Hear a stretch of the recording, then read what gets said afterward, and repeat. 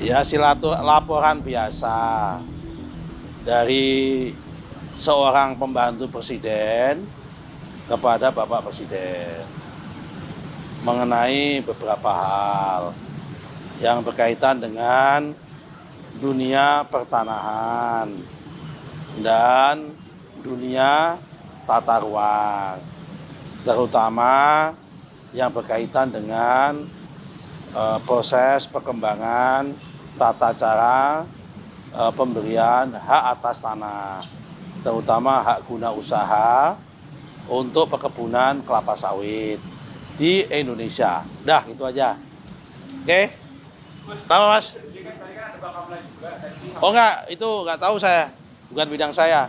Kalau saya kaitannya masalah tumpang tindih antara lahan kelapa sawit dengan kehutanan.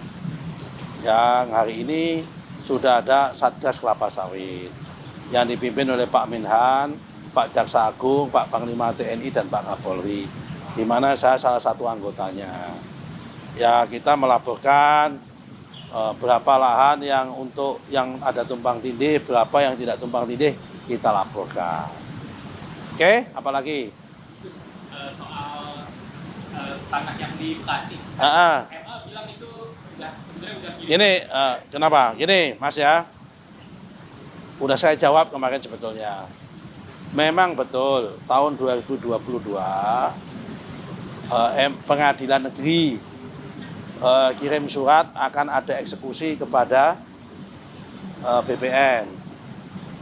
Nah, kalau kita mengacu aturan terbaru PP 18 tahun 2021 pasal 169 itu mengatakan sebelum ada eksekusi itu harus minta surat permohonan pengukuran dari pengadilan, ya kan, sebagai pemohon mau sebelum eksekusi. Supaya apa? Supaya tidak ada kesalahan di mana letak objek eksekusinya. Sampai hari ini belum ada surat permohonan itu, pengukurannya. Oke? Terus soal pagar laut juga kan udah masuk penyidikan dari Baris Polri ya? Ya. Dari Kementerian sendiri persiapannya untuk mendukung ya? Udah kita serahkan semua data-datanya, baik yang di Tangerang maupun Bekasi. Yang Bekasi pun proses investigasi terhadap aparat kita juga sudah selesai. Mungkin besok atau lusa saya umumkan. Ada beberapa orang yang akan diberhentikan juga yang di Bekasi. Cuma jumlahnya berapa saya lupa. Ya kan, baru tadi pagi saya dapat laporan dari Inspektorat Jenderal hasil investigasinya. Mungkin kalau nggak besok, lusa saya umumkan jumlah orang yang akan kita berhentikan lagi. Jadi kita serius mengatasi masalah ini. Hari ini juga yang di Tangerang 193 sertifikat secara sukarela juga sudah diserahkan sama BPN, dibatalkan secara sukarela yang di atas laut. Jadi insya Allah semua yang di atas laut clear and clear dibatalkan. Tidak perlu kita pembatalan. Mereka yang bersangkutan sukarela minta dibatalkan. Jadi yang diberhentikan itu eselon 1 atau eselon 2? Oh ya, yang terlibat di bawah dong. Bukan eselon 1, eselon 2 kan. Itu kan permainannya ada di bawah di kantor Bekasi. Ya kan, mindah peta itu. Yang dari peta darat ke peta laut itu.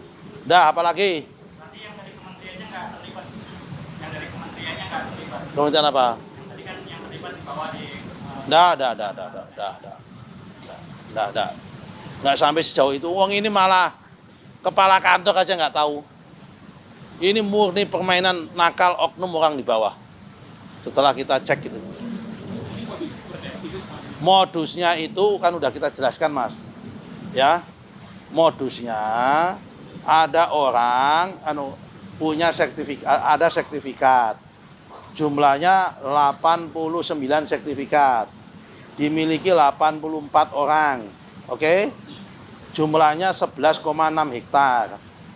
Tiba-tiba kan setiap sertifikat ada namanya NIB kan. Nomor induk bidang kan. Lah ini NIB-nya dipakai, dipindah ke laut. Jumlahnya 79 hektar. Dari 11,6 pindah ke laut yang luasnya 79,7 6 hektar. Yang semula pemiliknya ada 84 pemilik menjadi 11 pemilik. Yang salah satu di antara pemiliknya itu adalah oknum kepala desa setempat. Ini kita batalkan, kita hapus. Dan pihak-pihak yang terlibat yang memindah peta ini kita usut. Kenapa? Ternyata saya kemarin salah. Yang memegang akun itu memang kalau nggak kepala kantor, kepala seksi.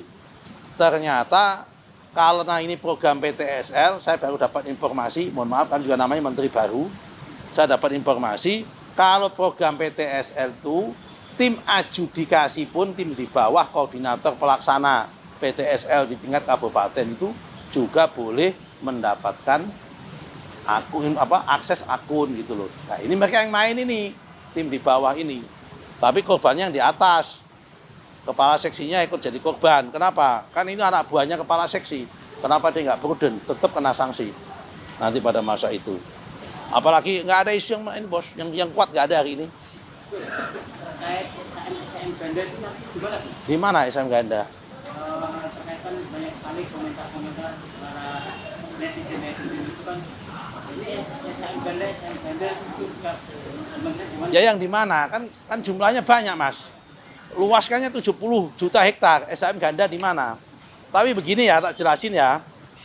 Yang SHM Ganda ini memang di Indonesia ini ada sedikit masalah dalam konteks tata administrasi pertanahan di masa lalu. Jadi kalau bapak-bapak itu punya sertifikat tanah, coba cek mbah-mbahmu atau bapakmu dulu, kalau punya sertifikat tanah, yang terbit antara 1960 sampai 1987 itu ada sertifikatnya, tidak ada peta bidang tanahnya, peta kadastralnya nggak ada. Ini batasnya jalan apa, ini bentuknya apa, nggak ada. Yang ada hanya gambar tanah, alamatnya nggak ada. Nah, terus gimana? Mungkin karena waktu itu yang punya tanahnya masih banyak, orangnya masih dikit. Oh yang itu yang punyaku yang itu loh. Oh yang itu yang punyaku itu loh. Lah dalam perjalanan mereka sudah megang, udah mati, cucu-cucu dan sebagainya. Ternyata tanah yang dituju, yang dianggap punya dia itu disertifikatkan orang lain.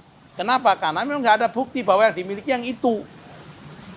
Nah, ini banyak sekali jumlahnya, memang model seperti itu. Karena itu kalau ditanya SHM Ganda, Ganda yang di mana?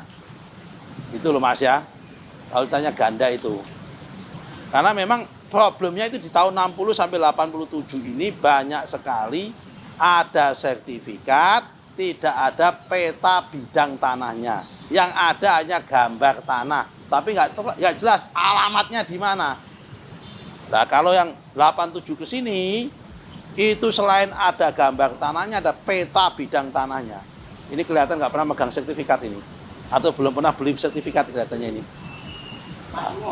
Masih ngontrak apalagi itu ya. Oke, apalagi cukup. Jadi hari ini saya diterima Bapak Presiden untuk melaporkan tentang peta perkembangan terkini tumpang tindih lahan sawit dengan kehutanan. Dan melaporkan solusinya kepada Bapak Presiden dan diskusi sama beliau. Oke, terima kasih. Assalamualaikum warahmatullahi wabarakatuh.